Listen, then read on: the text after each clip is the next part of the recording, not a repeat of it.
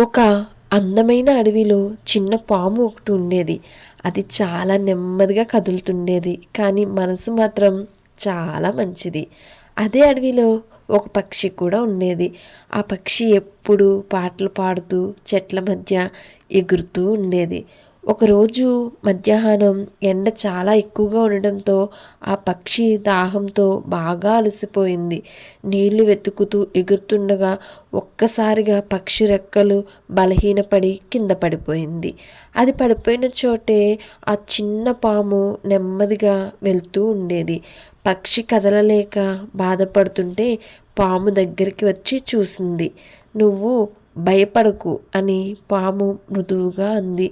తన చుట్టూ ఉన్న ఆకులు, చిన్న కొమ్మలు తీసుకొని ఆ పక్షికి నీడగా కప్పింది. తర్వాత దగ్గరలో ఉన్న చెరువు దగ్గరికి వెళ్ళి తన నోటితో నీటి బొట్టులు తీసుకొని పక్షి ముక్కుకి చుక్క చుక్కగా పోసింది. కొంతసేపటికి పక్షికి శక్తి వచ్చింది. రెక్కలు చాపి ఎగిరింది. "నీ సహాయం నేను ఎప్పటికీ మర్చిపోలేను" అని చెప్పి ఆకాశంలోకి ఆ పక్షి ఎగిరిపోయింది. కొన్ని రోజులు గడిచాయి. ఒక ఉదయం అడవిలోకి కట్టెలవాడు వచ్చాడు.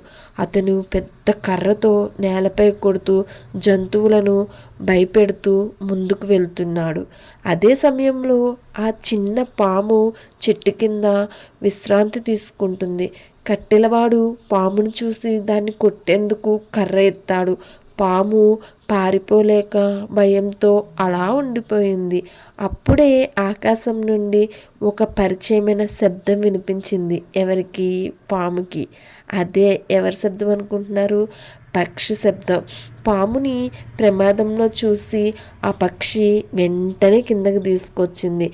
కట్టెలవాడి కళ్ళ దగ్గర చుట్టూ ఎగిరి ఆ కట్టెలవాడిని గందరగోళం చేసి పడేసింది. ఆ కట్టెలవాడు భయపడి కళ్ళు మూసుకున్నాడు. అదే అవకాశంగా పాము నెమ్మదిగా పొదల్లోకి దూరిపోయింది. కొద్దిసేపటికి కట్టెలవాడు అక్కడి నుండి వెళ్ళిపోయాడు. పాము బయటికి వచ్చి ఆకాశం వైపు చూసింది. పక్షి చిరునవ్వుతో తల ఊపింది. ఈ స్టోరీ యొక్క మోరల్ ఏంటి? చిన్న సహాయమైన సరైన సమయంలో చేస్తే అది పెద్ద రక్షణగా మారుతుంది. చేసిన మేలు ఎప్పటికీ వృధా పోదు. Please like and subscribe.